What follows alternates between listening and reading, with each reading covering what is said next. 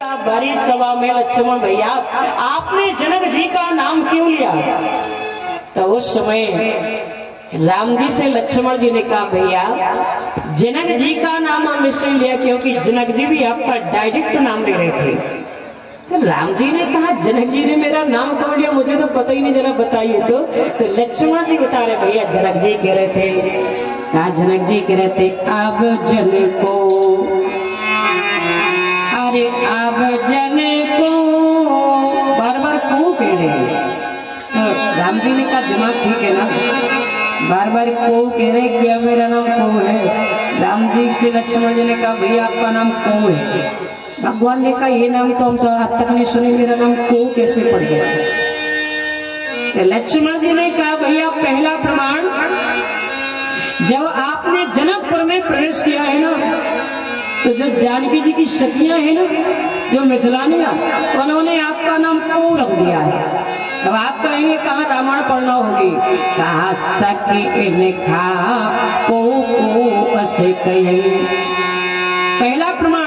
दूसरा प्रमाण, कहा जनक जी ने आपका नाम को रख दिया, कहा अब जन को मांगे भट्ट मारे। तीसरा प्रमाण, राम जी अपने मुख से संबोधित करते हैं, कहते नाथ समाधना, अरे भंजन हारा और हुई है को एक दास तुम्हारा।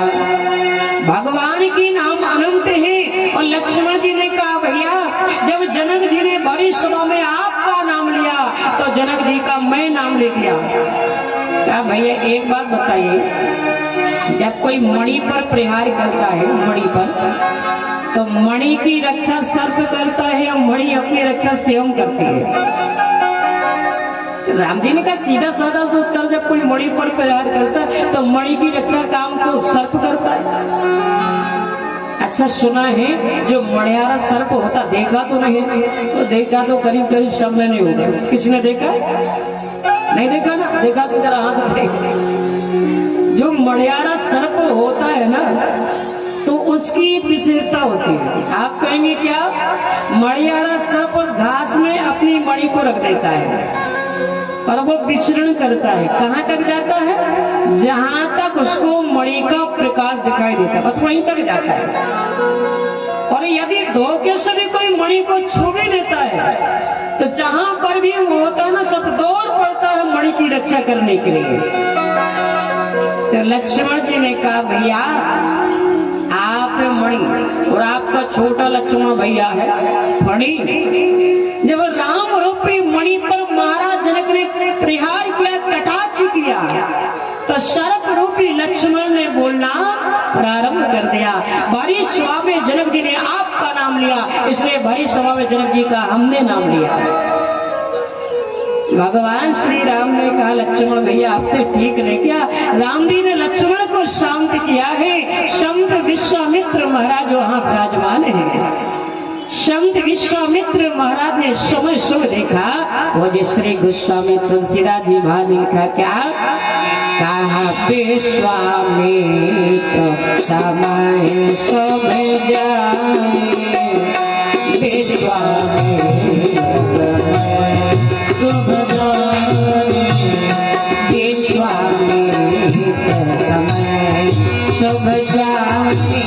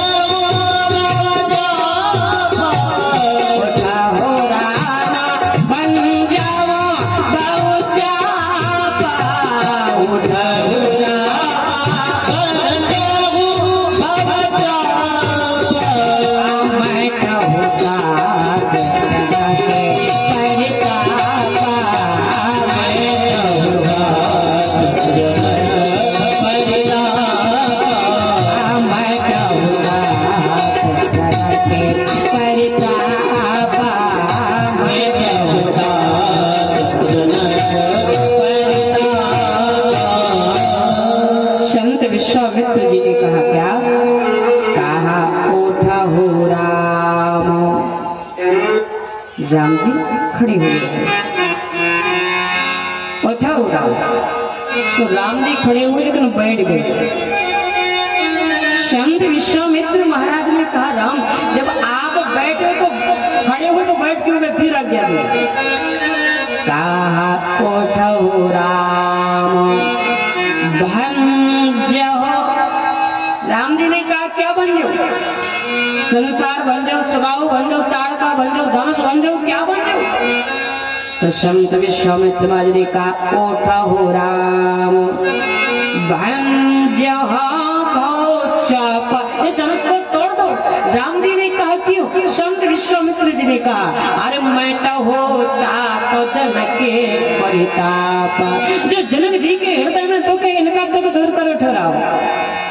राम जी खड़े हो गए, गुरु ही प्रणाम मन ही मन कीना। आदि राम जी जैसे धनुष को तोड़ने के लिए चलने लगे, संत विश्वामित्र महाराज ने कहा राम आप धनुष को तोड़ने के लिए तो जा रहे हैं लेकिन जाते ही धनुष को मत तोड़ देना। कहा क्यों? क्योंकि महाराज जनक की एक ने तीर प्रतिज्ञाएं हैं, जो भी धनुष को तोड़े तो पेड़ उठाए, फिर तोड़े, फिर चढ़ाए, फिर कहीं तोड़े। और जब राम जी गए तो जाते ही नहीं तोड़ा धनुष को। श्री रामचरितमानस पढ़ लेना, तीन तीन क्रियाएं महाराज जनक के सामने राम जी ने की। जैसी राम जी धनुष को तोड़ने के लिए नजदीक जा रहे हैं तो जनक जी घबराए। सुनैना जी सोच रही है कि इतने बड़े बड़े योद्धाओं से तो धनुष टूटा नहीं, इस साधारण से राजकुमार धनुष को तोड़ भी पाएंगे। दासी को बुलाया और कहा इनको कोई रोक ले, ये बड़े कोमल सुकुमार राजकुमार, ऐसा धनुष नहीं टूटेगा। दासी ने समझाया सुनैना को अरे महारानी ये देखने में छोटे लेकिन काम तो बड़े बड़े किए इन्होंने। कहा क्यों? कहा महारानी एक बात बताइए, सूर्य भगवान देखने में छोटे से लगते हैं कि नहीं? इतने से दिखाई देते हैं गोल गोल, लेकिन सूर्य भगवान का प्रकाश सारे विश्व में फैलता है, तो क्या सूर्य भगवान को आप छोटा कहेंगी? कहा हाथी वालों के पास छोटा सा अंकुश आपने देखा होगा, देखा ना? अंकुश होता छोटा सा, और हाथी वाला उस अंकुश से छोटे से इतने बड़ी ऐरावत हाथी को अपने बस में कर लेता है, तो उस अंकुश को आप छोटा कहेंगे? मंत्र छोटा होता है लेकिन फिर भी साधक उस छोटे से मंत्र से ब्रह्मा विष्णु महेश को अपने बस में कर लेता है, तो क्या उस मंत्र को आप छोटा कहेंगे? कहा देखने में अगस्त ऋषि छोटे ही थे लेकिन एक चुल्लू में सारा समुद्र ही पानी कर गए, तो क्या अगस्त ऋषि को आप छोटा कहेंगी? ये देखने में छोटे लेकिन काम बड़े बड़े किए, इसलिए सुनैना जी की चिंता खत्म हो गई। राम जी धनुष के पास पहुंचे और सीता जी सोच रही है कि धनुष को तोड़ भी पाएंगे। सीता जी को खुद शंका हो गई, हाँ सीता जी सोच रही है धनुष को तोड़ नहीं पाएंगे, इसलिए श्री सीता जी गौरी मैया से प्रार्थना कर रही, भोले बाबा से प्रार्थना कर रही, गणेश भगवान से प्रार्थना कर रही, कहती गणनायक वरदायक देवा,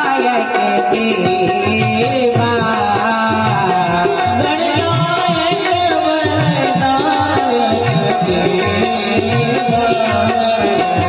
गणनायक वरदायक देवा,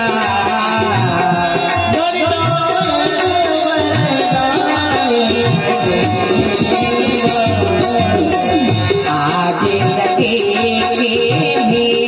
तुम्हें सेवा, आगे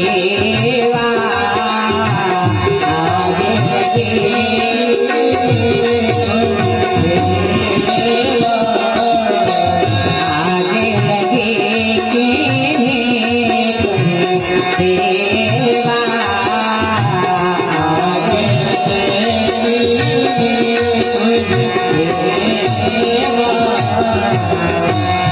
सीता जी ने आंखों में आंसू भरकर के गणेश भगवान से प्रार्थना की। गणेश भगवान प्रकट हो गए श्री सीता जी के सामने, मैया आदेश करिए मुझे करना क्या है? तो सीता जी ने गणेश भगवान से कहा काम करो, क्या का जो धनुष है गणेश जी ने कहा आपके पिताजी का है। शंकर जी का है ना, तो आपके पिताजी का है। तो गणेश जी ने कहा मैं क्या कर सकता हूँ, आप एक काम करो, इस का धनुष का वजन हल्का कर दो, इसका वजन कम कर दीजिए, बस इसीलिए आपको बुलाया गया है। गणेश भगवान ने कहा अरे मैया हम तो अपने वजन कम नहीं कर पा रहे हैं। जो आदमी अपने वजन कम नहीं कर पाए वो धनुष का वजन कम कैसे कर सकता है। सीता जी ने कहा महाराज आपका वजन देखने में ज्यादा है, आपका वजन ज्यादा है नहीं। यदि आपका वजन ज्यादा होता तो आपका वाहन क्या है, क्या है मतलब चूहे। किसी के घर में कपड़ा बसते नहीं, साड़ी सबकी कट जाती, तो आपका वाहन चूहा। यदि आपका ज्यादा वजन होता तो कहा ये चूहा बर्दाश्त कर पाता महाराज, आपका देखने वजन ज्यादा कौलिक ज्यादा है नहीं। गणेश भगवान ने कहा माता जी पिताजी का है ये धनुष, पिता की संपत्ति, ऐसा कौन सा नालायक मूर्ख बेटा होगा कि पिता की संपत्ति को बर्बाद करेगा। सीता जी ने कहा अब क्या करें, सबसे प्रार्थना करते करते अंत में श्री सीता जी प्रार्थना कर रही है किससे, धनुष से ही। धनुष ने कहा माता आदेश करिए, करना क्या है। सीता जी ने कहा आप तो एक काम करिए, थोड़ा हल्के हो जाइए, थोड़ा वजन कम कर लीजिए। तो धनुष ने कहा माता कितना हल्का हो जाऊं, 100 ग्राम, 50 ग्राम, 250 ग्राम, 1 किलो, 2 किलो वजन बता दो, उतनी हल्के हो जाऊंगा। सीता जी ने कहा वजन नहीं बता पाऊंगे। कहा क्यों। सीता जी को याद आ गई पुष्प वाटिका की। जब प्रथम बार पहली बार राम जी को जो सीता पुष्प वाटिका में देखे हैं तो उस समय राम जी फूलों को तोड़ रहे। कहा सुमनो समेत पाम कर दो। राम जी फूलों को तोड़ करके दोनों में रख रहे, 2-4 फूल तोड़े, राम जी पसीना पसीना हो गए, भाल तरग से बिंदु सुहाए। तो सीता जी कहती है जिनको 2-4 फूल ही तोड़ने में पसीना आ जाता है, अब हम क्या बताएं आप कितने हल्के हो जाए। अच्छा फूल का वजन कितना कम, कितना हो सकता है। राम जी 2-4 फूल तोड़े के पसीना आ गया, इसलिए राम जी सीता जी राम जी को देख करके कहती हैं कि आप तो उन्हें देख करके हल्के हो जाओ, जितना वो वजन उठा पा बस उतने हल्के हो जाओ। अब पूज्य श्री गोस्वामी तुलसीदास जी ने लिखा है सीता जी ने धनुष का एक काम करो क्या, कहा निज जड़ता गन पर डाली।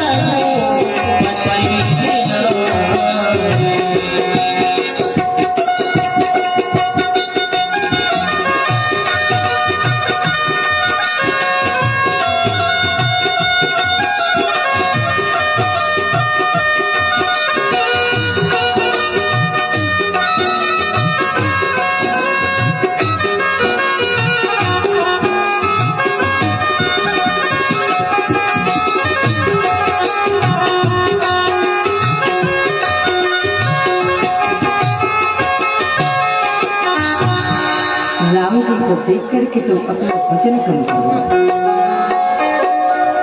श्री सीता जी की आंखों में आंसू है। राम जी धनुष के पास खड़े हुए। श्री सीता जी रो करके कहती हैं ये पिताजी आपने ऐसी प्रतिज्ञा ही क्यों उठाई। इस प्रतिज्ञा को अब तोड़ क्यों नहीं देते हैं? जब सीता जी की आंखों में जो राम जी ने आंसू देखे तो अब राम जी सोचे विलंब करना ठीक नहीं है। हमारे राम ने धनुष के पास गए और जाकर के राम जी ने परिक्रमा की है। अब परिक्रमा करने के बाद जनक जी के सामने 3 क्रियाएं कर लेंगे। रामचरित मानस पढ़ लीजिए। जाते ही कि जाते धनुष को तोड़ा ना, पहले हाथों में लिया, फिर चाय है तब कहीं तोड़ा है। कहा ले तो चढ़ा बता, पहले धनुष को हाथों में लिया, कहा ले तो चढ़ा बता, अरे खेचती गाड़े और काहू ना लखा देख सब ठाड़े।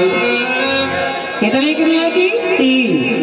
पहले धनुष को उठाया, फिर चढ़ाया, तब कहीं तोड़ा है। पूज्य श्री गोस्वामी तुलसीदास जी महाराज ने लिखा है क्या?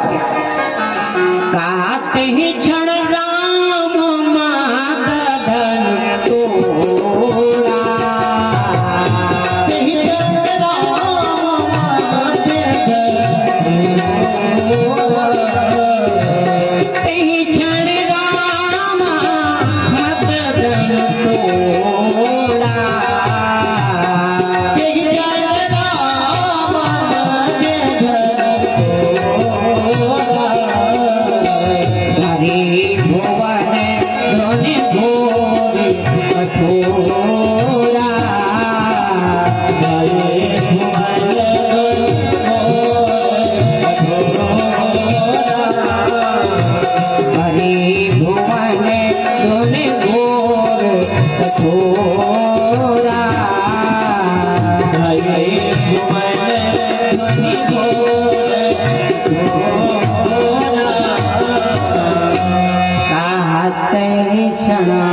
राम मदन तोड़ा।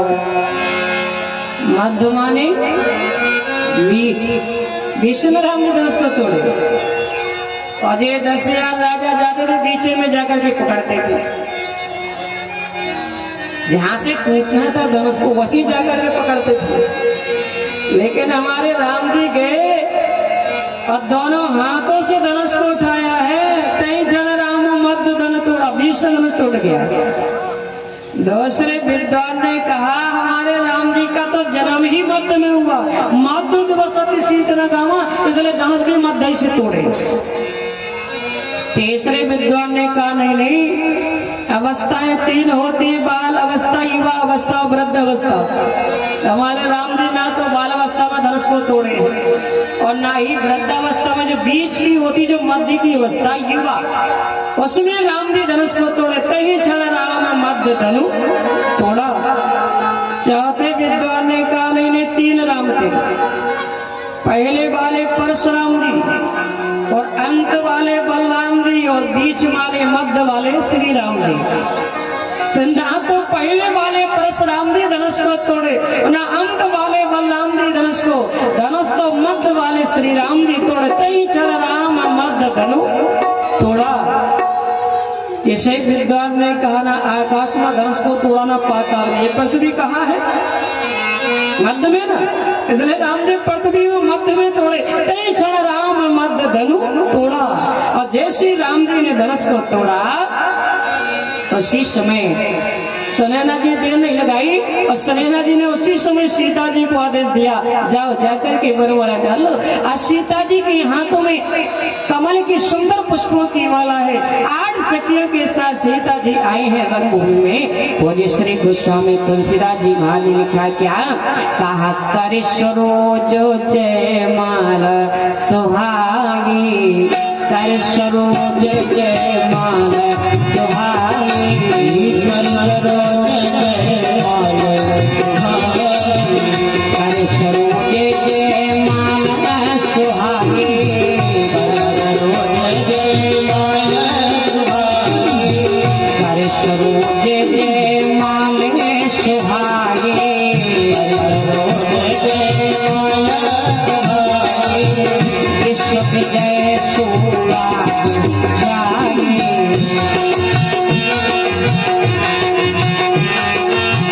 विश्व विजय सोया जाए, विश्व विजय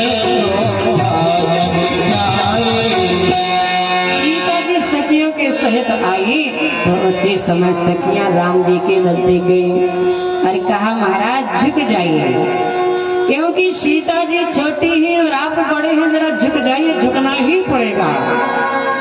हाँ, तो निवेदन कर रहे सखियां कैसे, का झुक जाइयो अरे तनक रघुवीर, किशोरी मेरी छोटी से झुके जाइयो, झुके जाइयो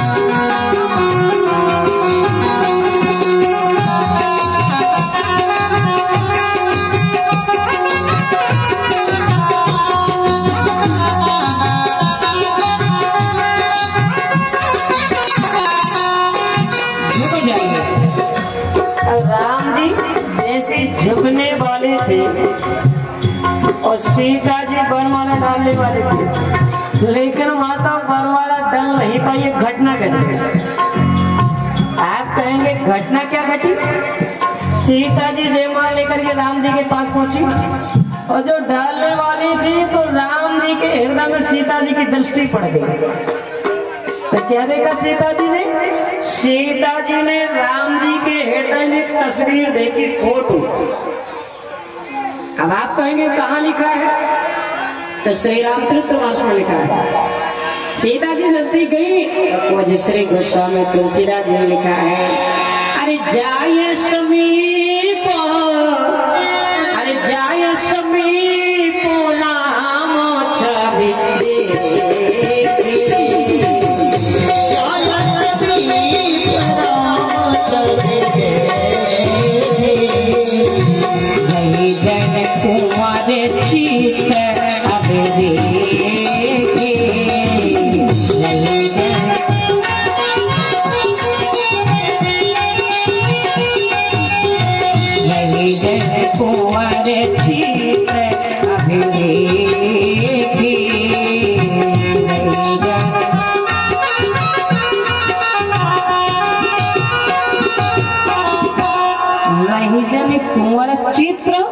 चित्र माने तस्वीर, रही जने कुंवर चित्र देखी, राम जी के हृदय में चित्र देखा।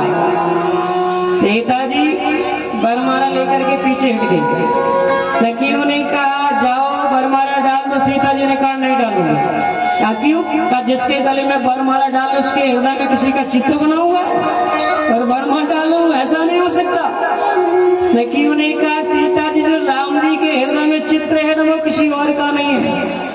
फिर जब प्रथम बार राम जी ने तुम्हें पुष्प वाटिका में देखा तो तुम्हारी तस्वीर को, तुम्हारी मूर्त को अपने हृदय में बसा लिया, इसलिए राम जी के हृदय में तुम्हारा चित्र है, जाओ बरमाला डालो। अब जैसे ही सीता जी दोबारा गई तो सखिया ने कहा महाराज झुक जाइए, दोबारा नहीं कहेंगे। राम जी जैसे झुकने लगे तो लक्ष्मण भैया बगल में खड़े थे। लक्ष्मण जी ने कहा भैया रुक जाओ, झुक मत जाना। राम जी ने कहा मतलब? लक्ष्मण जी ने कहा ससुराल है, ससुराल में और ससुराल में पहली बार झुक गए ना तो सारी जिंदगी भर झुकना पड़ेगा ससुराल में। बहुत लोग तो ससुराल में ही रह जाते कि नहीं। हाँ, तो ससुराल में झुकना हो जिंदगी भर तो झुक जाइए। राम जी ने कहा ऐसी बात है तो बिल्कुल नहीं झुकेंगे। तो कहा महाराज झुक जाइए ना। राम जी ने कहा रघुवंशी है, ससुराल में झुके वो भी स्त्रियों के सामने, हम नहीं झुकेंगे। तो मिथिलानी ने कहा ऐसा है महाराज, ससुराल में तो अच्छे अच्छे झुक जाते हैं, झुकना चाहिए, झुकने की परंपरा है। राम जी तो नहीं, वो लक्ष्मण जी बोल। लक्ष्मण जी ने कहा ऐसी क्या परंपरा ससुराल में झुकने की है? धनुष को भी थोड़े झुके, ये कहाँ की परंपरा है?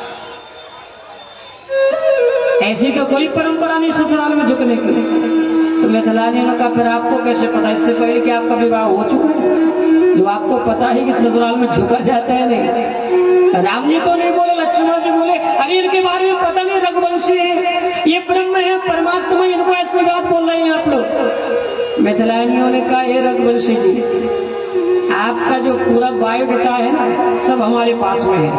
हाँ, इनके जितने अवतार हुए, 24 अवतार, नरसिंह अवतार, 12 अवतार, कश्यप अवतार, जितने अवतार हुए किसी अवतार में विवाह नहीं हुआ। अभी भी मौका है 100 अवतार में, झुक जाएंगे तो विवाह हो जाएगा, नहीं तो ये भी अवतार बिना विवाह के रहेगा। महाराज बिना विवाह के रहना तो न झुके, खड़े रहिए। अब राम जी खड़े हो, मिथिलानियां विनोद कर रही है, राम जी झुक नहीं रहे। एक सखी ने कहा पड़े अकड़ के खड़े, बिना निमंत्रण किया वो फिर भी अकड़ रहे हैं। एक सखी ने कहा बिना निमंत्रण किया गए, अपमान कैसा? कहा काहे अरे करते अभिमानो रघुबर राम लला, अरे बड़े जतन के बाद पुत्र बनो, ये दशरथ घर आए। लेकिन जनकपुर का भाग देखिए मिथिला का, कहा जनकपुर का समाचार सुनो, अरे आगे बिना बुलाए बन बैठे मेहमान रघुबर राम लला। बड़ा विनोद हो रहा है, राम जी झुक नहीं रहे हैं। एक सखी ने कहा महाराज या तो झुक जाइए या हमारी एक दो प्रश्न उसको उत्तर दे दीजिए। राम जी ने कहा झुकेंगे नहीं, आपका जो प्रश्न है ना उसका उत्तर अवश्य मिलेगा। तो एक सखी ने कहा महाराज तो हम जो पूछ रहे हैं वो सही सही बताइएगा। हाँ हाँ बताइए। तो राम जी से मिथिलानियां पूछ रही है कैसे? अच्छा सभी लोग हमारे साथ में गए, भागने की कोशिश मत करिए। हाँ, राम जी का विवाह है, बीच राम जी के विवाह में भागी ना आप लोग, जिनका नहीं हुआ विवाह सो होगा ही नहीं, ठीक है। और राम जी के विवाह में यदि आप लोग भागे तो माता बहन इनके बेटों के विवाह नहीं होंगे, इसलिए राम जी का पूरा विवाह करा के जाएंगे ना आप लोग, तो जिनके विवाह नहीं हो रहा उनका अच्छी जगह विवाह होगा, बढ़िया घर बार मिलेगा, जो हमारी माता उनको बढ़िया बहू मिलेगी, ठीक है। और जो माता है जिनको अच्छा दमाद नहीं, अच्छा दमाद मिलेगा राम जैसा, इसलिए पूरा विवाह करा के जाइए, बढ़िया आनंद उठा के जाइए।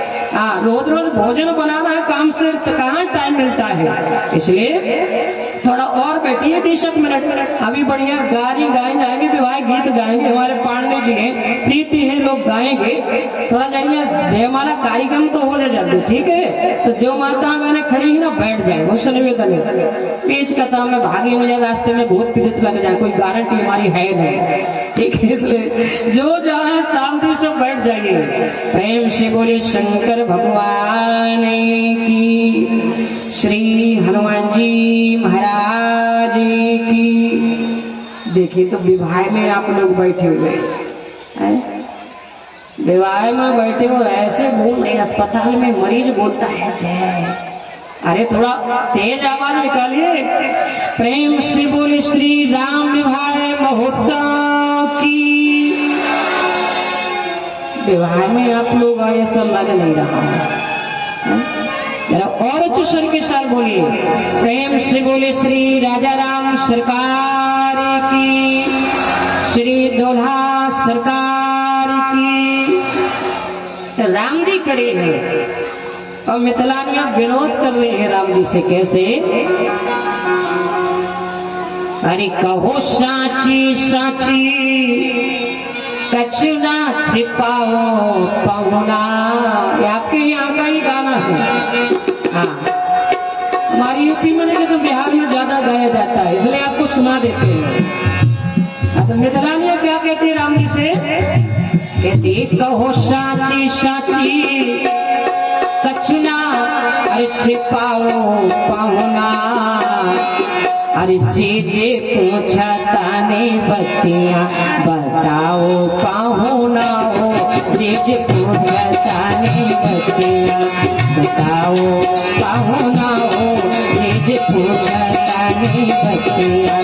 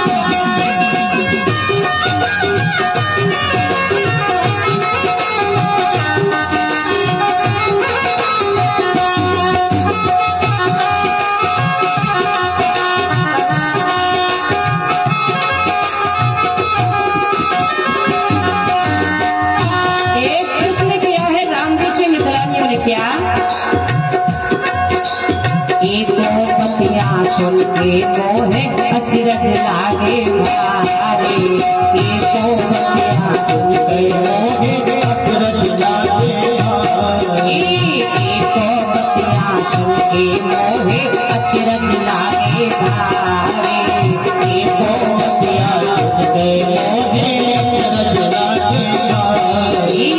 खीर खाए बालक जन्मौले अवधपुरी के नारे, खीर खाए बालक जन्मौले अवधपुरी के नारे।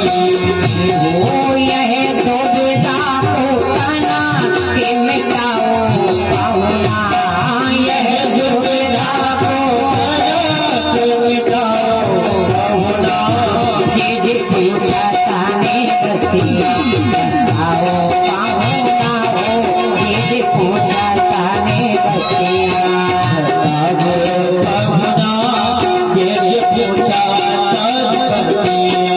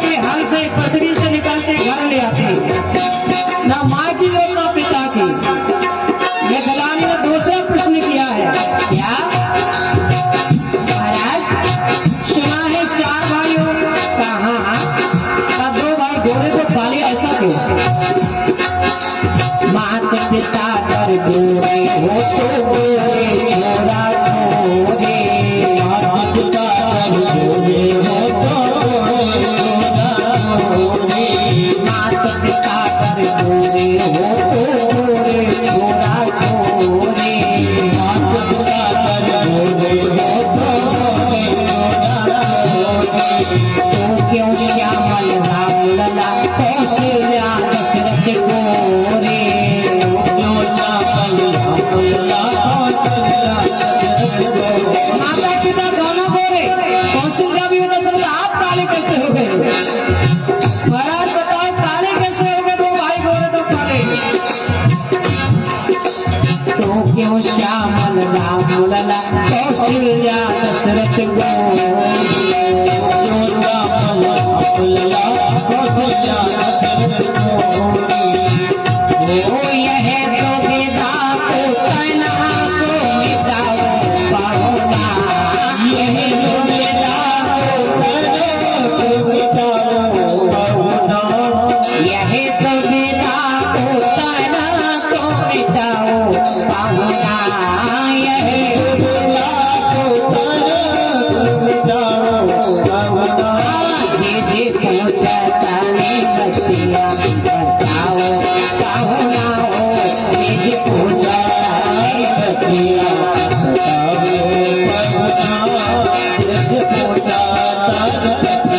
हो, साची साची कचुना जे पाओ पाहुना, हो साची साची कचुना हो, साची साची कचुना जे पाओ पाहुना, हो साची साची कचुना जे पहुंचता ने बतिया बताओ पाहुना हो, जे पहुंचता ने बतिया बताओ पाहुना हो, जे पहुंचता ने बतिया बताओ पाहुना हो, जे पहुंचता ने बतिया। बड़ा विनोद हो रहा है, राम जी झुक नहीं रहे हैं, लक्ष्मण जी को इशारा कर दिया। लक्ष्मण जी आगे क्या बात है? मिथिलानी ने कहा महाराज बड़ा समझ में नहीं आते, या तो धनुष ही तो हुआ या झुको ही नहीं। अजंगल जी कह रहे धनुष तोड़ो, अब धनुष को तोड़ दिया है तो कह रहे झुको।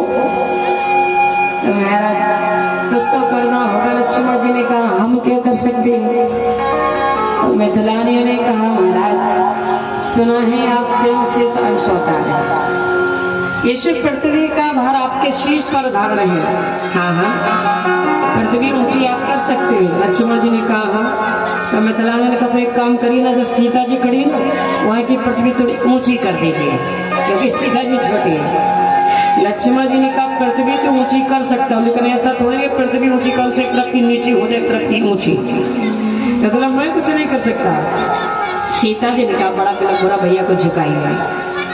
लक्ष्मण जी ने कहा भैया मेरा दावा झुका दूंगा, लेकिन आज मुझे आपसे एक वचन चाहिए। क्या? मैं अपने भैया के दोनों चरणों की सेवा क्या करता था, और जब वो कहा भैया से आपका विवाह हो जाएगा, तो कहा भैया के चरणों की सेवा आपको मिल जाएगी, इसलिए बस एक वचन दीजिए, एक चरण की सेवा मत करो, एक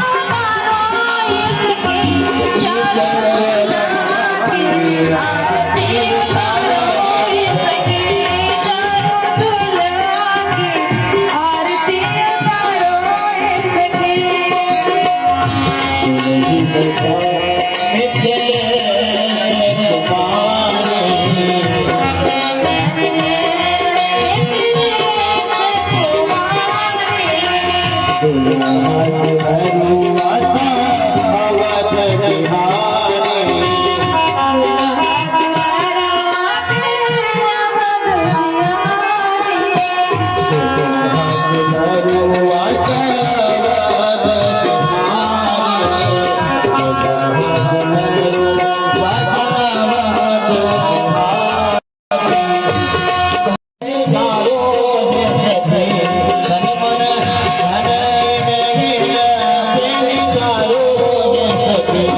दीप ज्वलवा